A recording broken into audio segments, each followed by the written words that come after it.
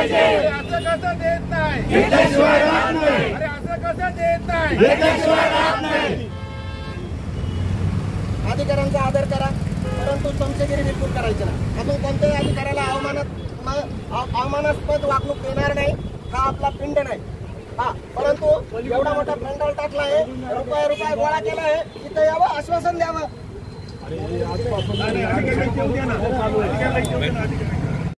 आश्वासन नको, एकच विनंती, एकच विनंती, एकच विनंती।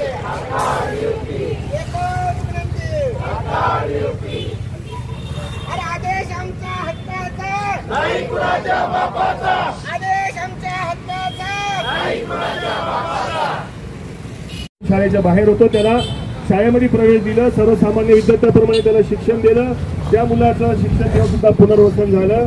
आज ते विद्यार्थी तर छोट्या मोठ्या नोकऱ्या करत आहेत आणि बरेच मुलांचे लग्न सुद्धा झालेले। सुप्रीम कोर्टाचा आदेश मिळालाच पाहिजे, सुप्रीम कोर्टाचा आदेश मिळालाच पाहिजे, सुप्रीम कोर्टाला न्याय मिळालाच पाहिजे, सुप्रीम कोर्टाला न्याय मिळालाच पाहिजे।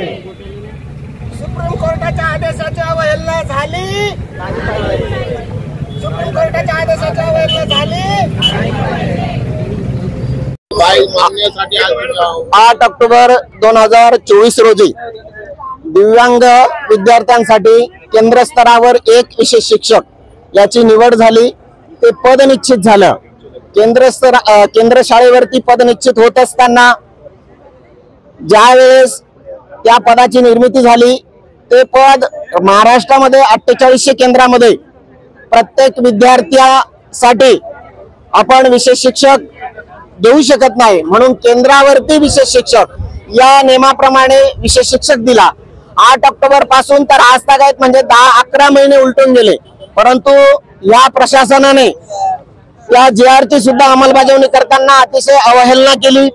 त्यानंतर 11/6/2025 रोजी सन्माननीय आयुक्त महोदय सचिंद्र सिंग यांनी पत्र काढलं, आदेशित केलं प्रत्येक शिवण्णा महानगरपालिकेच्या आयुक्तांना या सगळ्या प्रोसेसला अगदी 10 दिवसात तुम्ही कंप्लेंट करा।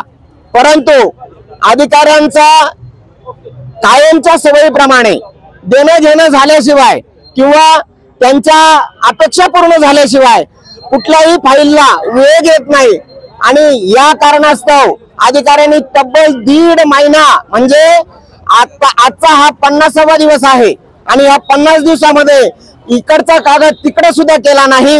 आणि आज आम्ही गेली 3 दिवसापासून सन्माननीय विभागीय आयुक्त सन्माननीय कलेक्टर साहेब यांना निवेदन दिले। आपल्यासारख्या मीडिया चॅनल वाल्यांनी आम्हाला सहकार्य केलं आणि मीडियाने ज्या वेळेस ह्या गोष्टीला न्यायिक समजलं, मीडियाने ज्या वेळेस या गोष्टीला अतिशय महत्वाचं समजलं, त्यावेळेस आमच्या अधिकाऱ्यांना सुद्धा असं वाटलं की अरे खरंच हे महत्वाचं आहे का। आणि म्हणून आज एकदम खडबडून कुंभकर्णाची झोप मोडल्यागत आमचे अधिकारी आमच्यापर्यंत यायला लागले, आम्हाला विचारायला लागले, अरे घोषणा नका देऊ, तुम्ही संविधानिक मार्गाचा वापर नका करू, आमच्यावर अन्याय होईल। आता त्यांच्या खुर्चीला सुरुंग लागला म्हणून आमच्याशी बोलणं करायला येत आहे। 50 दिवस याचक म्हणून 50 दिवस अगदी त्यांच्या दारासमोर बसलो, अगदी गेट आउट होईल करू पाहू अशा भूमिकेत अधिकाऱ्यांनी आम्हाला वागणूक दिली। दुसरं कोणी नाही, आमच्या शिक्षणाधिकारी मॅडम। आणि एक वेळ म्हटल्या चहा पाहिजे ते जेवू घाली ते चहा पाण्याचं जाऊ द्या, जेवणाचं जाऊ द्या, परंतु आम्हाला आमचा मूळ आदेश द्या, एवढीच आमची माफक अपेक्षा आहे। आमच्यातला एक बांधव देवाघरी गेला, आशा लावून बसला होता या दिवाळीला मी माझ्या घरासाठी घर घेईल, माझ्या लेकरांना नवे कपडे घेईल, परंतु त्याच्या आशेचा निराशा झाली। याला जास्त परिस्थितीजन्य वेळ लागला, परिस्थितीमुळे तो हतबल झाला आणि नको ते करून बसला आणि आज आमच्यातून तो निघून गेला। आम्ही काय कोणाकडे न्याय मागायचा? मान्यवर महोदयांना विनंती आहे की आमच्या भावना समजून घ्या। आम्ही ज्या लेकरांसाठी काम करतो, ज्या लेकरांवरती या देवाने कंजूसी दाखवली साहेब, की त्यांना दिव्यांगत्व दिलं, कोणाला कर्णबधीर केलं, कोणाला मतिमंद केलं, कोणाचे हात पाय पांगळे करून ठेवले, जे मुलं शाळेपर्यंत येऊ शकत नाही त्या लेकरांना आमच्या लोकांनी शाळेपर्यंत आणलं, ज्या पालकांना शाळा ही कन्सेप्ट माहित नाही, हे मूल शिकू शकतं हे सांगण्यासाठी माझा विशेष शिक्षक दारोदारी गेला, मतिमंद मुलाचे शेमूट पुसले, शी धुतली, हे आमचे विशेष शिक्षक. आणि ह्या विशेष शिक्षकांच्या वाटेला हे गलेलेट अधिकारी अशा पद्धतीने वागणूक देतात. बाबासाहेबांच्या संविधानामध्ये तुम्हाला जो अधिकार आहे तो आम्हाला आहे, त्यांना जो आहे तो सगळं आपण बघता आहात. मांजर दूध पिती, ती डोळे झाकून पिती का डोळे उघडे ठेवून पिती ही तिला माहिती, परंतु न्याय वरती आहे, तो लपत नाही. खोट्याच्या बरोबर ती काठी देवाची कशी बसते कळत नाही. परंतु अधिकाऱ्यांना मी सांगू इच्छितो आपल्या सर्वांच्या वतीने की आम्हाला न्याय द्या, आमचं दुसरं काही मागणं नाही. तुम्हाला काय करायचं नंगा नाच तो करा, फक्त आम्हाला न्याय द्या एवढीच माफक अपेक्षा. आज आम्हाला तुम्ही आमचा केंद्रस्तरीय विशेष शिक्षक आदेश द्या. आम्हाला कुठे बसायला हौस आली, आम्हाला कुठे उपाशी राहायला हौस आली, आधीच पोटाला कातडायला टाकलं, आता किती दिवस उपाशी राहायचं, एवढी माफक अपेक्षा आहे. आपण समजून घ्या, हा संदेश जाऊ द्या. माझं नाव मी बाबासाहेब जगताप, दिव्यांग कल्याण विशेष शिक्षक संघटनेचा राज्य उपाध्यक्ष आहे आणि मी प्रॉपर ह्या जिल्ह्याचा आहे, म्हणून माझी तळमळ आहे. माझ्या जिल्ह्यामध्ये असा दुर्लक्षितपणा मी 50 दिवस सहन केला, आता मात्र मी आत्मदानाची भूमिका निश्चित केली आहे.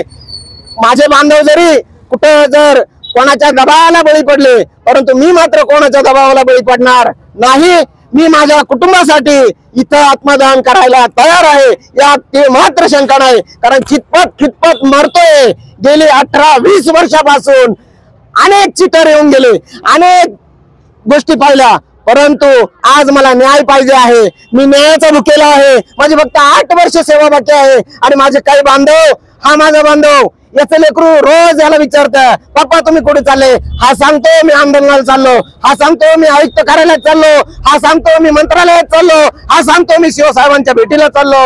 साहेब आमच्या ह्या अवहेलना थांबवा, तुम्ही संविधानाचा एक भाग आहात, म्हणून तुम्हाला कळकळीची विनंती करतो आणि थांबतो.